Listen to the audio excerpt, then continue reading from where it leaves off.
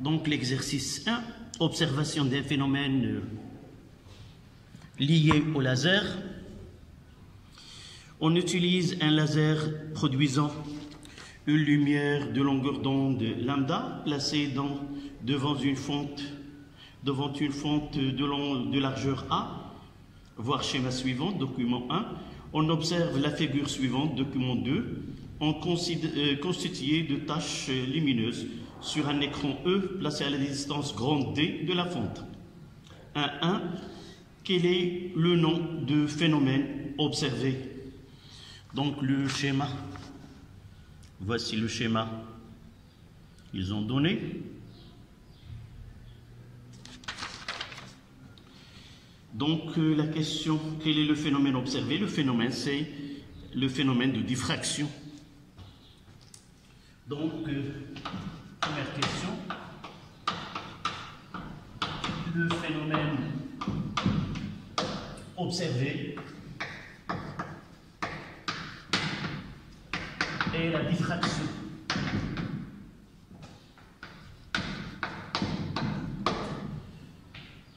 La justification, c'est qu'on observe des taches éclairées séparées par des taches sombres. Donc, la justification doit être écrite. On observe sur l'écran une tache centrale d'intensité lumineuse supérieure, de largeur D, suivie des taches de faible intensité, distants, séparés par des taches sombres. Donc, ça c'est la première question. La largeur de la tache centrale D sur l'écran varie. Ce sont des données qu'on doit prendre en considération dans les réponses qui viennent. La largeur de la tache centrale D sur l'écran, petit d sur l'écran, varie lorsqu'on fait varier la distance grande D entre la fonte et l'écran. Donc, il y a une relation entre la variation de petit d et de grand d, mais on ne donne pas la nature de cette variation. Deuxième donnée, la longueur d'onde lambda de la lumière ou la largeur A de la fonte. Donc je reprends, la largeur de la tache centrale D sur l'écran varie lorsqu'on fait varier la distance D entre la fonte et l'écran, la longueur d'onde lambda de la lumière ou la largeur de la fonte A. Donc ce sont les trois grandeurs dont il dépend, petit d. Une série d'expériences effectuées montre que D est proportionnel à la longueur d'onde de la lumière.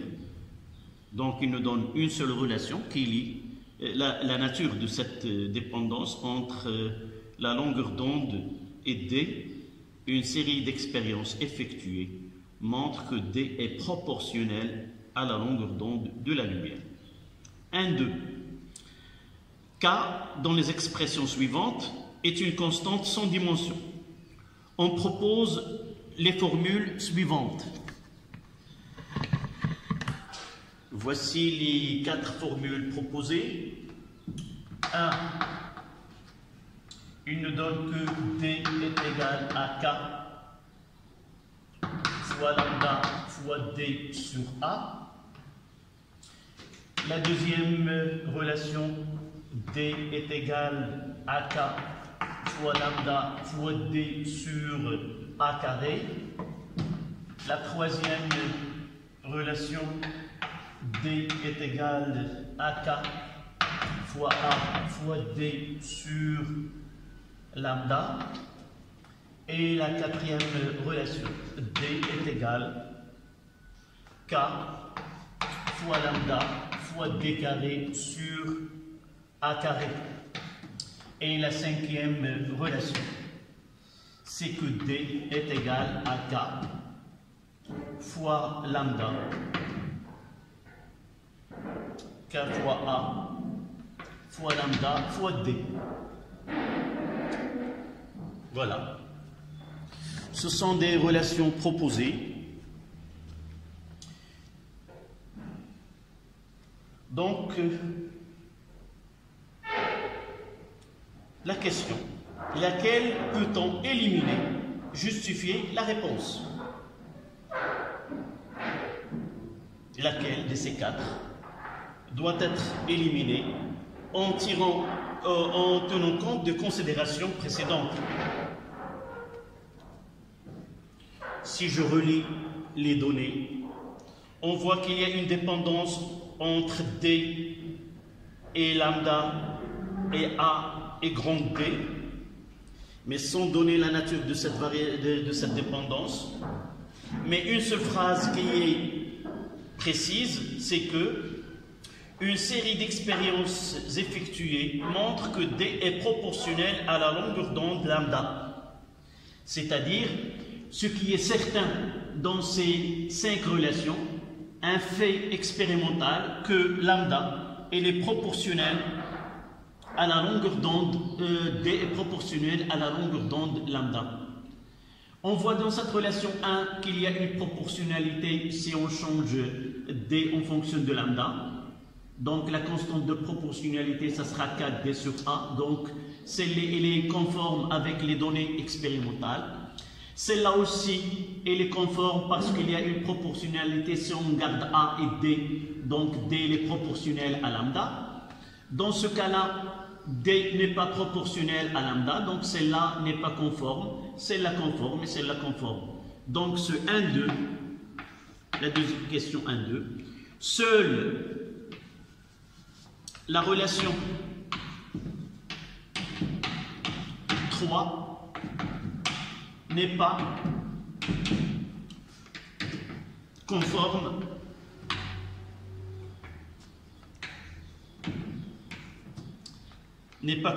avec les données expérimentales, avec les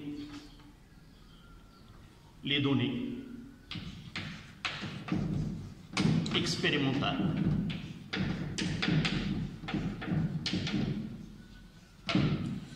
Donc, à éliminer D est différente selon les données de K fois A fois D sur lambda. Donc, il faut éliminer la relation 3.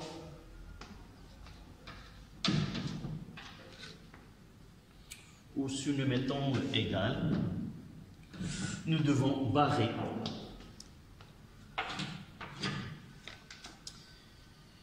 Voilà. On passe au 2, influence de la largeur de la fente. Toutes les autres paramètres restent. Donc, question 2, cette question-là, c'est l'influence de la largeur de la fente. Donc, nous avons fait une étude expérimentale en changeant petit a et on lit D. Ces valeurs expérimentales ont été traduites en courbe. Là, nous avons une courbe qui représente D en fonction de 1 sur A, et vous voyez qu'il s'agit d'une droite. Et là, la représentation de D en fonction de 1 sur A carré, et vous voyez que ce n'est pas une droite. Donc, voici les questions qui ont été posées. Précisez laquelle ou lesquelles des formules précédentes, là, ces 5, nous avons éliminé 3. Donc, 3, il n'est plus parmi les expressions qu'on doit tester, ça, c'est exact ou non, donc il est fausse. Donc, parmi les relations qui restent, là, 1, 2, 4 et 5, laquelle sont encore valables et justifiées. C'est-à-dire, quelles sont les formules de cette question qu'on peut éliminer d'une autre manière, lesquelles que ne sont plus correctes. La première des choses, si nous observons ici, nous avons D et elle est proportionnelle à 1 sur A. Là. Donc, les relations qui ne sont plus correctes, là, on voit que la relation 1 est égale à K fois lambda fois D sur A, elle est correcte. Si nous voyons, pourquoi pas? Parce qu'il est proportionnel à 1 sur A. Si cette relation est juste, ça veut dire quoi? Ça veut dire que D, elle est proportionnelle. Là, on ne change pas lambda et D. Donc là, ce sera une constante. Si celle-là est correcte, la courbe qui représente D en fonction de 1 sur A carré, ça sera une droite. Mais dans les données, ce n'est pas une droite. Donc la question 3, 2 n'est pas correcte. On passe à celle-là aussi. 1 sur A carré n'est pas correct. 4. Parce que s'il est correct, on aura la courbe, ça sera une droite.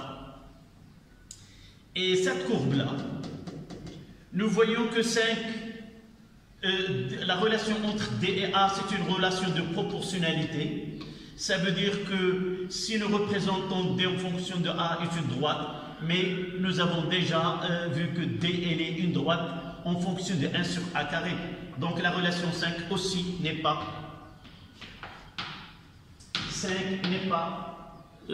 conforme avec les données expérimentaux. Donc par suite, seule, c'est la question 2. La question 2. Seule la relation 1 satisfait les données expérimentales.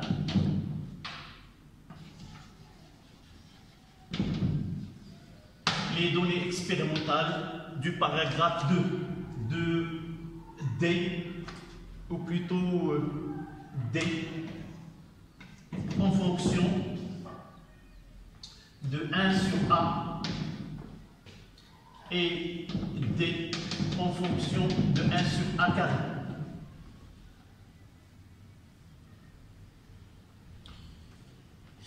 Ça, c'était la question 3. La question 2. La question 3. Influence de la distance D entre la fente et l'écran. Donc, on va essayer de faire une étude. Quelle est la relation de D en fonction de grand D? Il nous donne des valeurs numériques qui ont été utilisées. 3A. Quelle courbe est-il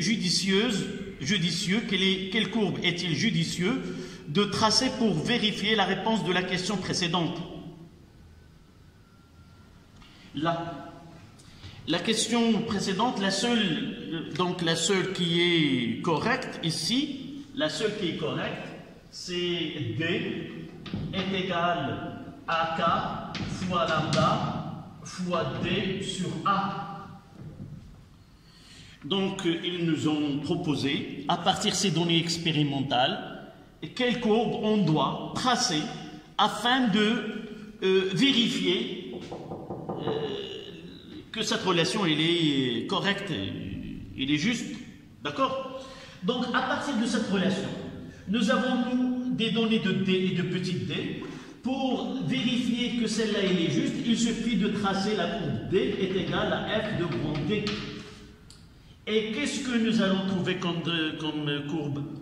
Nous avons lambda, K et A sont des constantes dans cette relation. Et par la suite, on doit trouver une droite. Si nous trouvons à partir de ces données-là, de mesures, à partir de ces mesures-là, on trouvera une droite. On va appuyer, on va vraiment vérifier expérimentalement que cette relation-là, elle est correcte. D'accord? Donc, je vais, par la suite, ils ont dit tracer cette représentation graphique que vous allez la reprendre. Donc, ici, je vais la tracer. Là, je mettrai petit d et là, je mettrai grand D. D'accord? J'ai pris une échelle, vous voyez sur la feuille là. J'ai donné 5 cm, 1, 2, 3, 4, 5. J'ai donné 1,7 mètres correspond à 5 cm.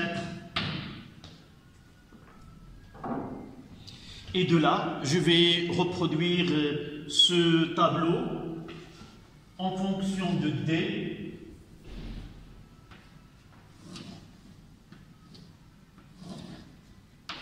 La D en mètres, la petite d en millimètres. Pour la première valeur, je vais remplacer, vous allez voir les valeurs 1,7, ça sera 5 cm. C'est pour 1,7 et là pour 1,5 c'est 4,5 cm à peu près, ce sont des valeurs agrandies, et 1,2 j'ai trouvé 3,5 cm, ça c'est l'échelle, et 1,2 c'est 3, 1,00 c'est 3. De la même manière ici, 21 mm, j'ai donné 5 cm. Et là, 19 mm pour D, ça donne 4,5. Et je vais trouver les mêmes valeurs là. Donc, en faisant, là c'est 1, 2, 3, 4 et 5. Et je vais tracer ces points. Là, c'est 1,7 avec là, c'est 21. 1, 2, 3, 4, 5, c'est 21. Et je vais trouver 21 mm. Qu'est-ce que j'ai fait? Pardon. J'ai ici, petite d, c'est 21. C'est 21 fois 10 moins 3. Et là, ça sera 1,7 en mètres.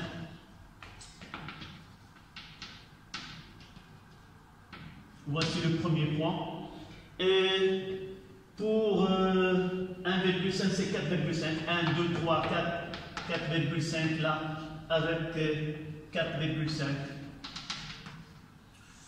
Sur le tableau, ce sont des valeurs pour 3, 1, 2, 3, 1, 2, 3. Et normalement, on trouvera une droite.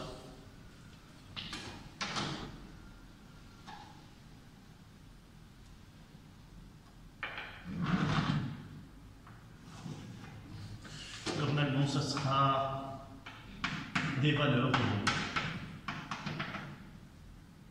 Là c'est 3, là c'est 1, là c'est 2. D'accord? Vous essayez de faire ce travail sur un papier millimétré, vous allez trouver qu'il s'agit bien d'une droite qui passe par l'origine.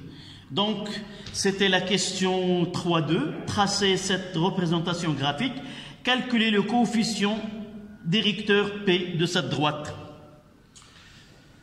Donc, K, l'on nommé P, c'est delta de D sur delta de grand D. C'est le coefficient directeur entre, ils nous ont demandé de tracer petit d en fonction de grand D. Donc je prends deux valeurs là. D'accord? Et petit d. Je prendrai petit d là, c'est 21 fois 10 moins 3, moins. Je prendrai le 15 ici. 15 où il y a 3,5 moins 15 fois 10 moins 3 sur 21 c'était 1,7 moins 1,2 et je calcule, n'oublions pas l'unité là en mètres, donc le coefficient directeur ici n'a pas d'unité, ils sont des mentions, d'accord? Avec une calculatrice, on calcule, c'est 21 10 moins 3, moins 15 10 moins 3, divisé par 1,7 moins 1,2. Ça donne 1,2 10 moins 2. P est égal à 1,2 10 moins 2 sans unité. Donc, on déduit la valeur de K, sachant que c'est un entier et que lambda est égal à 333 nanomètres et petit a 100 micromètres. Donc, nous revenons à cette relation-là. Et nous allons écrire que ça, c'est la question 3-4. Là, c'est la question 3-3. Et là, c'est la question 3-4. Donc, on va relier les deux expressions. L'expression proposée d'une façon théorique et l'expression d'une façon expérimentale. Donc, expérimentalement,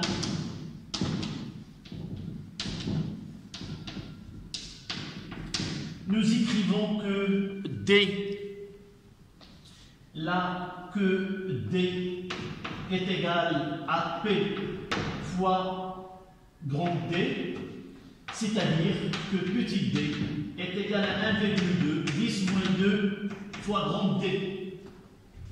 Voilà. Et de l'autre côté, nous avons D est égal à K fois lambda sur A fois D.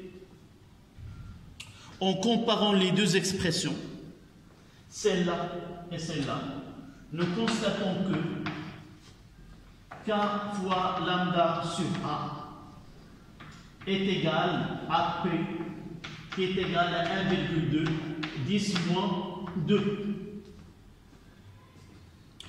Là, le coefficient directeur, je l'ai pris d'une façon, des points comme ça.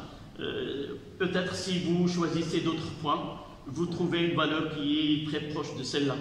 Je montre ici uniquement comment doit-on travailler sur un tel exemple.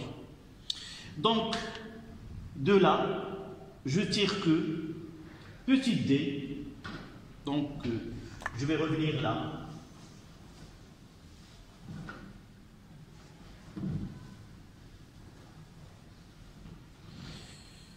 En comparant les deux, je trouve que K fois lambda sur A est égal à 1,2 10 moins 2. D'accord? Et de là, K est égal, c'est 1,2 10 moins 2 fois A sur lambda.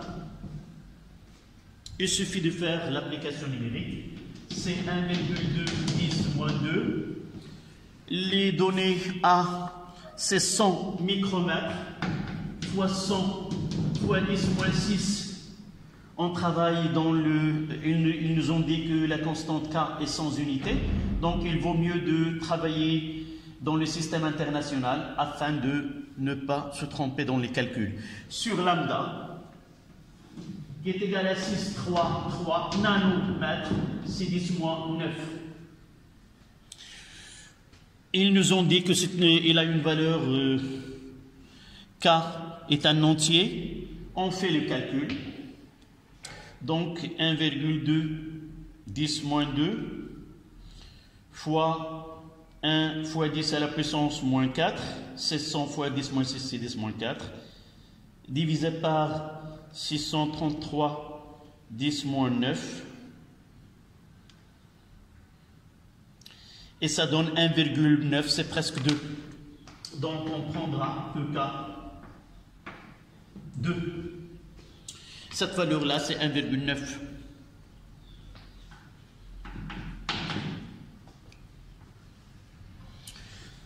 Donc la constante demandée ici, elle a une valeur de 2. D'accord? Donc on passe à la quatrième question. La quatrième question, c'est détermination d'une petite dimension par application du phénomène, c'est-à-dire du phénomène de diffraction. Dans cette question, Un fil placé dans la position exacte de la fente du dispositif précédent produit exactement le même phénomène à l'écran, le même schéma, c'est-à-dire le même phénomène de diffraction. Des élèves disposent d'une diode laser lambda est égale à 633 nanomètres, décident de mettre en œuvre cette expérience pour mesurer le diamètre A d'un cheveu qu'ils ont placé sur un support. Il obtient une tâche de largeur D qui est égale à 22 mm lorsque l'écran est à une distance de 1,5 m de cheveux. Calculer le diamètre du cheveu. Le cheveu joue le rôle analogue à celui de la fente. Donc, le même dispositif, c'est-à-dire la même relation. Donc, à la quatrième question. En réalité, nous sommes là, devant petit d. On va, cette relation-là, l'écrire C2 fois lambda fois d sur A. D'après la question 3. Ils nous ont dit, on a fait le même dispositif. Sauf que, dans ce dispositif-là, nous avons changé la fente de diamètre, la fente de largeur A avec un cheveu. Calculer le diamètre du cheveu. Donc, il suffit de chercher A. Nous avons lambda, nous avons D, nous avons petit d. Donc, de là, on tire que A est égal. Là, c'est la tâche de largeur D. Donc, c'est de lambda fois D sur A sur D. Et on fait une application numérique. C'est 2 fois 633. Donc 2 fois 633, 10 moins 9, fois D qui est égal à 1,5, divisé par 22, 10 moins 3, et ça donne 8,6, 10 moins 5 mètres. D est égal à 8,6, 10 moins 5 mètres. Ça veut dire que à peu près 86,3. D est égal à 86,3 micromètres. D'accord? Voilà la dimension de ce cheveu utilisé à la place de la fente. Dernière question, c'était 4.1. 4.2. Quelle aurait été approximativement la largeur de la tache centrale si un laser vert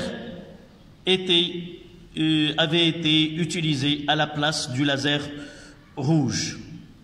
Donc il suffit là, normalement il doit nous donner la longueur d'onde du laser vert. Je donnerai la valeur de la longueur d'onde de vert et on fera l'application numérique. Donc dans ce cas-là, il suffit d'appliquer la même relation. Dans un exercice, dans un contrôle continu, normalement, on donnerait la longueur d'onde utilisée. Donc, 4,2, la relation, il est là. D est égal à 2 lambda fois D sur petit a. Donc, si on change la longueur d'onde lambda, la tache centrale D, nous avons A.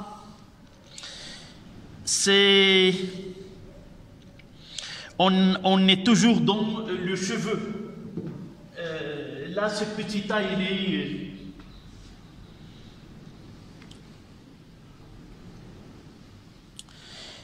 Le diamètre D du cheveu, c'est 6, c'est 100 micromètres. Calculez le diamètre du cheveu qui joue le rôle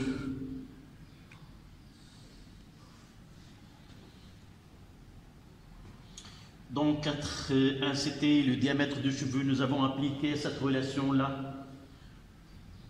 CD est égal à 2 lambda sur A.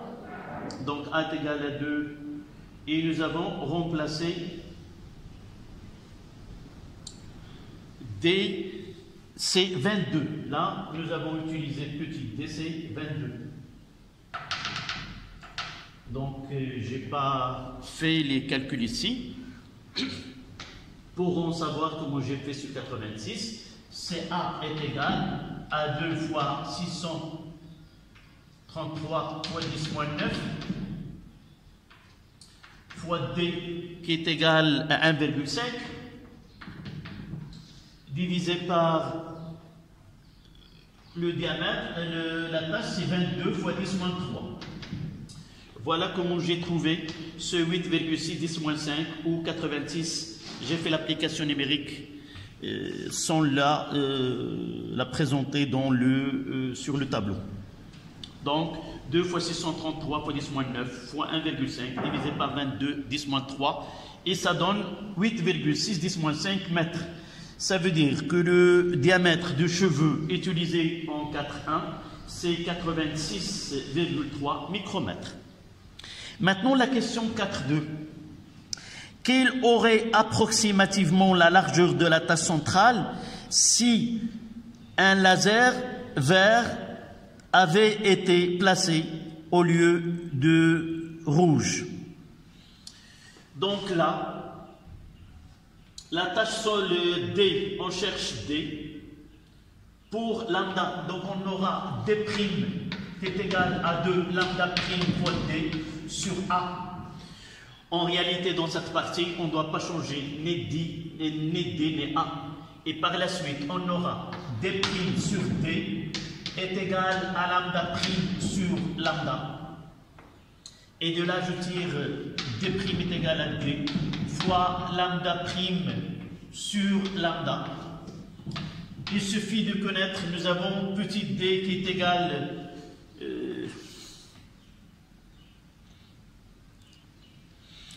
c'était 600, d c'est 22, 10 moins 2, 22 mm. C'est ça, 22 mm, dit moins 3 mètres. Et lambda, c'était 633, 10 moins 9 mètres. Et dans ce cas-là, nous utilisons lambda prime qui est égal en lisant la longueur d'onde du verre. Donc lambda prime du verre, c'est 532. On prendra 532, 10 moins 9 mètres. Donc l'application numérique nous donne, on peut garder le nanomètre que D' est égal à D qui est égal à 22. Je garderai en millimètres 22 fois lambda prime qui est égal à 532 nanomètres sur le 633 nanomètres qui est lambda. Et par calcul, je ferai 22 fois 532, ça c'est la longueur d'onde de la lumière verte, divisé par 633, et ça donne 18,5 mm. Donc D', 18,5 mm. Donc si nous changeons une lumière rouge par une lumière verte, nous aurons une tache centrale qui a une largeur de 18,5 plutôt que 22,5. Et comment? Nous voyons que là, en passant d'une longueur d'onde supérieure à une longueur d'onde inférieure, c'est-à-dire on aura une distance de là. La distance elle est proportionnelle à la longueur d'onde. Plus la longueur d'onde est grande, plus la tâche centrale il a une largeur plus grande. Là, on passait de plus grand au plus petit. Donc, on aura la largeur, on passera d'une largeur plus grande à une largeur plus petite. Voilà la réponse à cette question qui est propriété des ondes.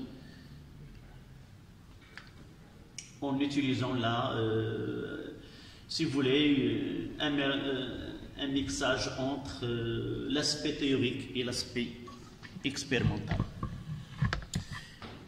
Merci.